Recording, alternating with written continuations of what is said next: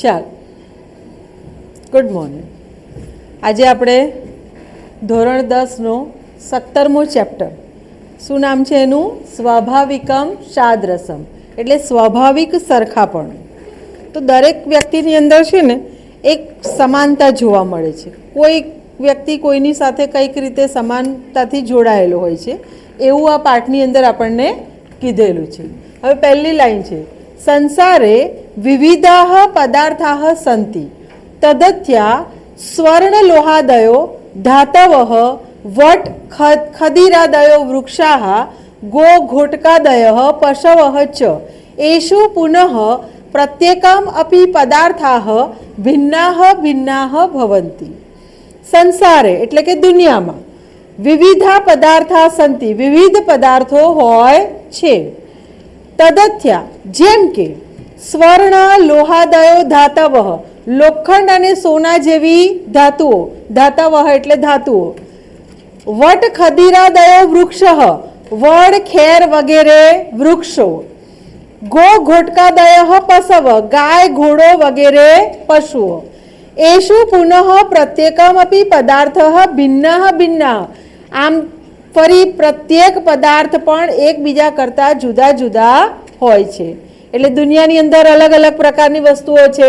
લોખંડ, સોનું વગેરે ધાતુઓ છે, વડ ખેર વગેરે વૃક્ષો છે, ઘોડો ગાય વગેરે પશુઓ છે. હવે લોખંડમાં પણ આપણને વિવિધતા જોવા મળે, સોનામાં પણ આપણને વિવિધતા જોવા મળે. સોનું પણ બધું એક જ પ્રકારનું હોતું નથી. એટલે આ રીતે સંસારની અંદર વિવિધ પદાર્થો, પશુઓ, પક્ષીઓ હોય છે અને એમાં પણ આપણને પાછી વિભિન્નતા જોવા મળે છે, એવું આપણને પહેલી લાઈન કહે છે.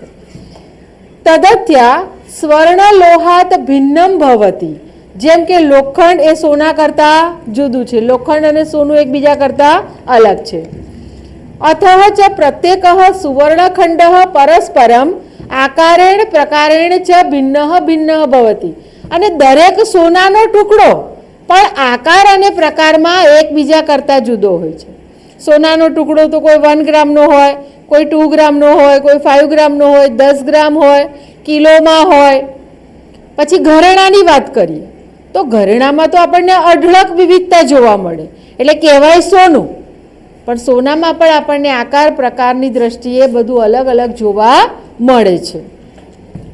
વસ્તુત અસ્તિત્વ રૂપેણ સત્તા રૂપેણ વા એતે પદાર્થાઃ પરસ્પરમ ભિન્નાઃ સંતિતિ પ્રતીયન્તે, પરંતુ પ્રત્યક્ષતઃ પરસ્પરમ ભિન્નેષુ પદાર્થેષુ અપી કિંચિદ એકમ સ્વાભાવિકમ આંતર્યમ અપી ભવતી.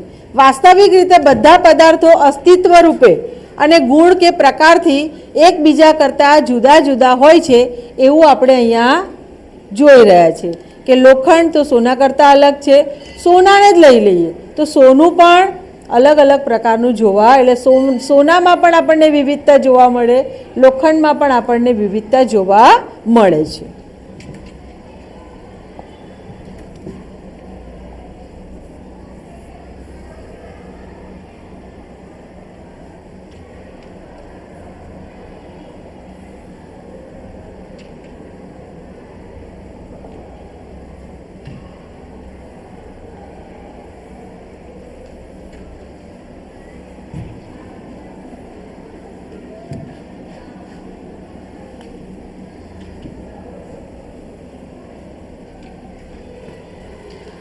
તે તે પદાર્થાઃ યદા ક્રિયાયામ પ્રયુક્તાઃ ભવન્તિ તદા અસ્ય પ્રતીતિઃ ભવતિ.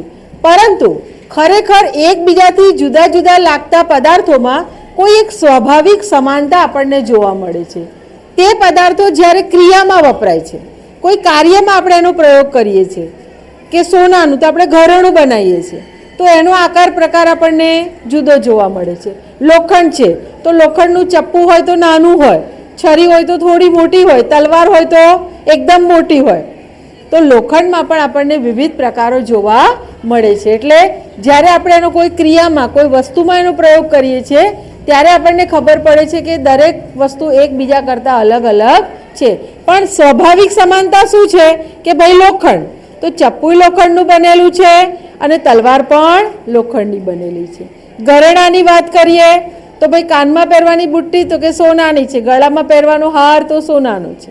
એટલે કંઈક તો સમાનતા શું છે એની વચ્ચે કે ભાઈ આ બંને સોનું છે અને પેલું બંને લોખંડ છે, પણ આકાર પ્રકારમાં એકબીજા કરતાં કેવું છે, જુદું જુદું જોવા મળે છે. અસ્ય સિદ્ધાંતસ્ય ઉપદેશઃ દ્વાવિંશતિ શતવર્ષેભ્યઃ પૂર્વમ આચાર્યેણ પતંજલિના સ્વકીય વ્યાકરણ મહાભાષ્ય કૃતઃ તત્ર તે કથયંતિ. આ નિયમનો નિર્દેશ એટલે આ જે નિયમ છે એનો ઉપયોગ 2200 વર્ષ પહેલા, કેટલા વર્ષો પહેલા? 2200 વર્ષ પહેલા પતંજલિએ રચેલા પોતાના વ્યાકરણ મહાભાષ્યમાં કરેલ છે. ત્યાં તેમાં તે કહે છે, એટલે 2200 વર્ષ પહેલા આચાર્ય પતંજલિએ એક વ્યાકરણ ગ્રંથ લખ્યો હતો જેનું નામ હતું મહાભાષ્ય, અને એની અંદર એમણે આ સ્વાભાવિક સમાનતાનું વર્ણન કર્યું છે. સમાજેષુ સમાસેષુ સમવાયેષુ ચ અશ્યતામ ઇત્ય ઉક્તે નૈવ કૃશાઃ કૃષયઃ સહાસતે ન પાંડવાઃ પાંડુભિઃ યેષામ એવ કિંચિદ અર્થકૃતમ અંતર્યમ તરેવ સહાસતે. જ્યારે સમાજમાં સમાન ભોજનમાં મેળાવડામાં જમવા બેસો એમ કહેવામાં આવે, આપણે આપણા સમાજના કોઈક ઉત્સવમાં કોઈ પ્રસંગમાં ગયા હોઈએ અને આપણને એમ કહેવામાં આવે કે ચાલો જમવાનું તૈયાર છે, બધા જમવા બેસી જાઓ, એવું આપણને કહેવામાં આવે, તો ત્યારે પાતળા માણસો પાતળાની સાથે, કૃશાઃ કૃષયઃ, કૃષ એટલે પાતળો, પાતળા માણસો પાતળાની સાથે નથી બેસતા, કે પાંડવઃ પાંડુભિ એટલે ધોળા માણસો ધોળા સાથે નથી બેસતા, પણ જ્યારે થોડીક હેતુપૂર્વકની નિકટતા હોય તો તેઓ તેમની જ સાથે બેસે છે. સામાજિક કોઈ પ્રસંગમાં આપણે ગયા હોઈએ અને જમવાનું તૈયાર થઈ જાય ને આપણને કહેવામાં આવે કે ચાલો બધા જમવા બેસો, તો તમે એવું સોચશો કે ભાઈ પાતળો માણસ ક્યાં છે, હું પાતળો છું તો પાતળાની સાથે બેસું, કે હું ધોળો છું તો મારી જોડે ધોળો જ બેસવો જોઈએ, એવું બને છે ના. કેમ તમે બેસો છો? તો તમે જે ફંક્શનમાં ગયા છો, જે પ્રસંગમાં ગયા છો, ત્યાં તમારો કોઈ મિત્ર છે, ત્યાં તમારો કોઈ સગોવાલો છે, તો તમે એને શોધી ચાલ આપણે બંને સાથે જમીએ. કેમ કે તમારી અંદર કોઈ હેતુપૂર્વકની સમાનતા છે, તમારો મિત્ર છે, તમારા રિલેટિવ છે, તમારા સગાવાલા છે, કાકા છે, મામા છે, ફોઈ છે, માસી છે, બહેન છે, આવી કોઈક આપણી અંદર સંબંધ છે, કોઈ હેતુપૂર્વકનો સંબંધ છે ને એની સાથે આપણે બેસીએ છીએ. અર્થાત સામાજિકે વ્યવહારે ભોજનાર્થમ નિમંત્રિતાઃ જનાઃ આકારાતઃ પ્રકારાશ્ચ ભિન્ના ભિન્ના ભવંતિ. એટલે જ કહી શકાય કે સામાજિક વ્યવહારમાં ભોજન માટે આમંત્રિત માણસો આકાર અને પ્રકારમાં જુદા જુદા હોઈ શકે. કોઈ જાડો હોય, કોઈ પાતળું હોય, કોઈ લાંબુ હોય, કોઈ ટીંગડું હોય, કોઈ કાળું હોય, કોઈ ધોળું હોય, કોઈ નાનું હોય, કોઈ મોટું હોય. બધા એક જ સરખા માણસોને જમવા થોડી બોલાવીએ છીએ. રિલેટિવ્સને આપણે આમંત્રણ આપ્યું, એમાં દરેક પ્રકારના માણસો હોઈ શકે, એવી વાત અહીંયા કરી છે. પરંતુ યદા તેષાં ભોજન વિધો પ્રવૃત્તિઃ ભવતી તદા તૈવ સ્વકીયમ આંતરિક સમાનત્વમ પશ્યતઃ પરસ્પરમ નિકટા આસના ભવંતિ. પરંતુ જ્યારે તેમની ભોજનની પ્રવૃત્તિ થાય છે ત્યારે તેઓ આંતરિક સમાનતાને જોતા પરસ્પર નજીકમાં આસનવાળા થાય છે. એટલે એકબીજાના દેખાવથી જોડે નથી બેસતા, પણ આંતરિક સમાનતા એટલે તમારી અંદર કોઈ રિલેશન છે, તમારા કોઈ સંબંધો છે, તો એની સાથે તમે જમવા બેસો છો. એટલે અંતરથી સમાનતા છે, બાહ્ય સમાનતા જોવામાં આવતી નથી.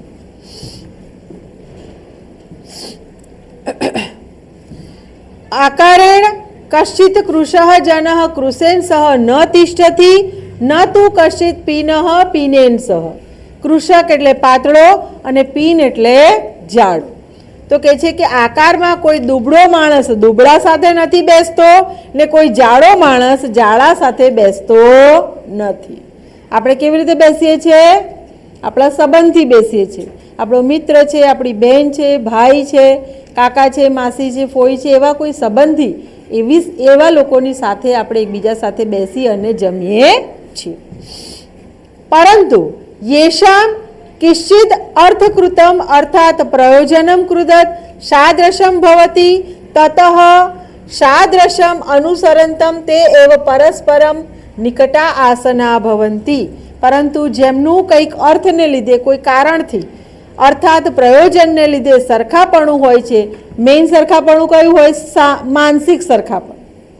આપણે મિત્ર કોને બનાવીએ છીએ? જેની સાથે આપણે અંદરથી લાગણી થાય એવા સાથે આપણી મિત્રતા થાય. ગમે તેને આપણે મિત્ર બનાવીએ છીએ. એક ક્લાસરૂમ હોય અને એની અંદર 25-30 બાળકો સાથે બેઠા હોય તો બધા આપણા ખાસ મિત્ર હોય છે? ના, કોઈકની સાથે જ આપણે ખાસ મિત્રતા હોય છે. એનું રીઝન શું?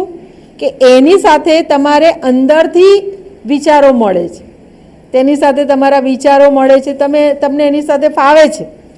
કંઈ બધા 25-25 આપણા ખાસ મિત્ર હોતા નથી. તો આ પ્રસંગમાં પણ એવું છે કે બધા આપણા સગા હોય પણ બધા સાથે આપણે નજીકનો સંબંધ રાખીએ છીએ? ના, એમાં કોઈક હોય છે જેની સાથે આપણને સારું બને છે. એટલે કહે છે કે સરખાપણાને અનુસરીને તેઓ એકબીજાની નજીક આસનવાળા થાય છે અથવા એકબીજાની નજીક બેસે છે. આંતરિક સમાનતા, અંદરથી આપણને એની સાથે ફાવે છે એટલા માટે આપણે એની સાથે બેસીએ છીએ. માતુલ કુલઃ માતુલ કુલૈઃ સહ પિતૃવ્યઃ પિતૃવ્યૈઃ સહ ઉપવેશિનઃ ઉપવેશીભિઃ સહ તિષ્ઠન્તિ. મામાના કુળના મામાના કુળ સાથે અને કાકાઓ સાથે અને પડોશીઓ સાથે બેસે છે. આપણા ઘરમાં કોઈ પ્રસંગ હોય તો મમ્મીના પક્ષના સગા આવ્યા હોય, પપ્પાના પક્ષના સગા આવ્યા હોય, આપણા આસપડોશવાળા પણ આવ્યા હોય તો બધા કોણ એકબીજા સાથે બેસશે? તો મમ્મીના પક્ષવાળા જે હશે એટલે માસી હશે, મામા હશે, નાના નાની, એમના બાળકો, તો એમનું એક અલગ બેસવાનું હશે. જમવા બેસવાનું કહેવામાં આવે તો એ પક્ષ આખો અલગ બેસે. બીજો પક્ષ હશે પપ્પા તરફનો એટલે કાકા હશે, ફુવા હશે, ફોઈ હશે, એમના બાળકો હશે તો એ એક અલગ પક્ષમાં બેસશે. અને આપણી આસપડોશવાળા જે હશે તો એ અલગ બેસશે. કેમ કે એની અંદર એક આંતરિક સમાનતા જોવા મળે છે. માસી છે ને એ આપણી ફોઈ સાથે નહીં બેસે, એ વિરોધાભાસ થઈ જતો હોય છે. પણ માસી છે તો એ માસી, મામા, મામી એ લોકો બધા સાથે બેસે અને આ પક્ષ આખો અલગ બેસે. અને આપણા આસપડોશવાળા હશે તો એ પણ અલગ બેસે છે.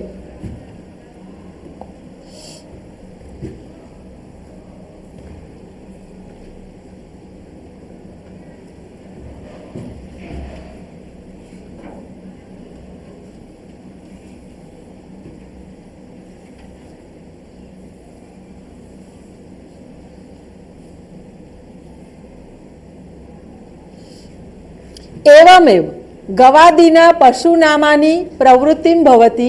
गावो दिवसः च वर्तव्यो सायंकाले गोष्ठेषु समागत्य यो यस्या वंशो भवति तेन सह रोचते. एम ज गाय वगैरह पशुओनी बाबतमां पण एवुं ज थाय छे. गाय वगैरह पशुओ छे ए शुं छे तो गायो दिवसभर घास चरवा जाय छे અને ચરી અને જ્યારે પાછી વળતી હોય છે ને ત્યારે જેનું જે વાછરડું હોય ને એ એની સાથે જ જીવે છે. પશુઓમાં પણ આ સમાનતા જોવા મળે છે. ગાય વગેરે પશુઓ ગામડામાં તમે જોશો તો એક સાથે બધાને ચરવા માટે લઈ જવામાં આવે છે સવારે અને જ્યારે સાંજ પડે છે ત્યારે એ લોકો પાછા ફરે છે. તો પાછા ફરતી વખતે એકબીજાથી છૂટા પડી ગયા હોય ને તો એ શોધી કાઢશે કે એની લાઈન કે આપણને ના ખબર પડે, આપણને તો બધા સરખા જ લાગે જોવામાં. પણ પશુઓને ખબર હોય છે કે મારે કોની સાથે જવાનું છે, કઈ મારી માતા છે, મારે એ વાછરડું, ગાયનું જે બચ્ચું હોય એને વાછરડું કહેવાય, તે વાછરડાને ખબર છે કે એને કેવી રીતે જવાનું છે. એ એની માતાને શોધી અને એની સાથે જ જતું હોય છે. ગવાદીના બેવ અચેતનેષુ અપી પદાર્થેષુ નિયમો અયમ દ્રશ્યતે તદત્યા લોષ્ટઃ ક્ષિપ્તો બહુવેગમ ગત્વા નૈવ તિર્યમ ગચ્છતિ ન ઉર્ધ્વમ આરોહતિ. આ જ વસ્તુ ગાય વગેરે પશુઓ જે છે અચેતન છે. તો એવા જળ પદાર્થો કે જેનામાં જીવ નથી, એવા જે જળ પદાર્થો છે એમાં પણ આપણને આ નિયમ જોવા મળે છે. જેમ કે માટીનું ઢેફું, માટીનું ઢેફું છે તમે ઉપર ફેંકશો તો એ ક્યાં જઈને પડશે? નીચે માટીમાં જ આવીને પડશે પાછું. તો આ નિયમ આપણને જળ પદાર્થોમાં પણ જોવા મળે છે. બહુ વેગપૂર્વક ઉપર ફેંકવામાં આવે તો એ ન ત્રાસું જાય છે ન ઊંચે જાય છે, એ આવીને નીચે જ પડે છે. એટલે જળ પદાર્થોમાં પણ આપણને આ વસ્તુ જોવા મળે છે. સહ પૃથ્વ્યા વિકારઃ વર્તતે ઇતિ કૃત્વા પૃથ્વીમેવ આગચ્છતિ સાદૃશ્યવાત તથા જ્યોતિષી વિકારઃ અર્ચી આકાશ દેશે નિવાતે સુપ્રજ્વલિતમ નૈવ તિર્યગતમ ગચ્છતિ નાર્વા આરોગહતિ. તે પૃથ્વીનો વિકાર છે, એટલે પૃથ્વીનો પ્રકાર છે. તે કારણે સરખાપણાને લીધે ધરતી પર જ આવે છે. તે પ્રમાણે જ્યોતિ એટલે સૂર્યનો વિકાર શું છે? તો પ્રકાશ. આકાશ પ્રદેશમાં પવન વિનાની જગામાં સારી રીતે પ્રજ્વલિત થતું ત્રાસું જતું નથી કે તે નીચેની બાજુ સૂર્યની કિરણ, એ સૂર્યનો પ્રકાર છે. તો એ ક્યાં જાય છે? સૂર્ય તરફ જ જાય છે. ત્રાસું જાય ગમે તે જાય, પણ એ નીકળે છે ક્યાંથી? સૂર્યમાંથી જ નીકળે છે, કારણ કે એ સૂર્યની ગતિ છે. એ સૂર્યની અંદરથી આવેલો એક અંશ, સૂર્યની કિરણ એ સૂર્યનો એક ભાગ છે. તો એ રીતે જ પ્રકાશિત થાય છે. અને પાછું એ સૂર્યમાં જ રાત્રે સૂર્ય ડૂબે એટલે પાછી એ બધી રેસ છે, કિરણો છે, ક્યાં સમાઈ જાય છે? સૂર્ય ઉગે એટલે આકાશ એકદમ પ્રકાશિત થઈ જાય છે. અને પછી રાત પડે એટલે બધા કિરણો પાછા સૂર્યમાં સમાઈ જાય અને અંધારું થઈ જાય છે. તો એ સૂર્યનો પ્રકાર છે. જ્યોતિષી વિકારો જ્યોતિરેવ ગચ્છત્વાર્યતઃ. જ્યોતિ સૂર્યનો વિકાર સમાનતાને કારણે જ્યોતિ તરફ જ જાય, મતલબ પ્રકાશ છે તો એ પ્રકાશ તરફ જ જાય છે, અંધકાર છે તો એ અંધકાર તરફ જ જાય છે. એવમત્ર મહાભાષ્યકાર માનવીય વ્યવહારિકમ સિદ્ધાંતમ ઉપદિશંતિ તેન સહ ચ ગુરુત્વાકર્ષણસ્ય સિદ્ધાંતમ પાર્થિવાગ્ને સૂર્યેણ સહ સંબંધસ્ય ચ સિદ્ધાંતમ સૂચયંતિ. આમ અહીં મહાભાષ્યકારે શું બતાવ્યું કે માનવીય વ્યવહારિક એ સિદ્ધાંતનો ઉપદેશ છે, વ્યવહારિક સિદ્ધાંત છે. એમાં આપણને ગુરુત્વાકર્ષણના નિયમની વાત કરી છે, જેને તમે સાયન્સમાં ભણ્યા છો. ગુરુત્વાકર્ષણનો નિયમ બરાબર કોણે શોધેલો? ન્યૂટને. અને એણે શું શોધ્યું કે પેલા એપલના ઝાડ, સફરજનના ઝાડ નીચે સૂતો હતો, એ સફરજન આવીને નીચે પડે છે. આપણને તો વિચાર ના આવે આવો, પણ એને આવે છે વિચાર કે આ નીચે જ કેમ પડ્યું, ઉપર કેમ ના ગયું. તો આ એ જ વસ્તુનું અહીંયા આપણને, કેમ કે ગ્રેવિટેશન જ્યાં હોય, જ્યાં ગુરુત્વાકર્ષણ હોય એ તરફ વસ્તુ આકર્ષાય છે. તો જેની સાથે આપણને સારું બનતું હોય એની સાથે જ આપણને બેસવાનું ગમે છે. આ પણ એક ગુરુત્વાકર્ષણનો નિયમ છે. તો એ વસ્તુના નિયમને અહીંયા આપણને સમજાવ્યો છે કે ગુરુત્વાકર્ષણનો સિદ્ધાંત પૃથ્વી ઉપરના અગ્નિના સૂર્ય સાથેના સંબંધના સિદ્ધાંતને પણ સૂચવે છે. સૂર્ય સાથે અગ્નિનો પણ, આગ પણ સૂર્યનો જ એક ભાગ છે ને, આગમાં પણ ચમક છે. તો તમે અગ્નિ સળગાવશો તો એ ક્યાં જશે? એની જ્યોત ક્યાં જશે? ઉપરની તરફ, સૂર્ય તરફ જશે ને. આગ સળગાવશો તો આમ નીચે ફેલાશે ના, આગની લપેટ હંમેશા ઉપર જાય છે. તો આમાં ગુરુત્વાકર્ષણના નિયમનું પણ જે ભાષ્યકારે વાત કરી છે કે જેની અંદર સ્વાભાવિક સમાનતા હોય, એકબીજા સાથે સમાન વ્યવહાર સૂચવે છે. એટલે પાઠનું હેડિંગ છે સ્વાભાવિકમ સાદૃશ્યમ, એટલે સ્વાભાવિક સમાનતા. જેની સાથે આપણને સારું બને એની સાથે જ આપણને ફાવતું હોય. ઓકે, તો અહીંયા આપણે પાઠ પૂરો કરીશું.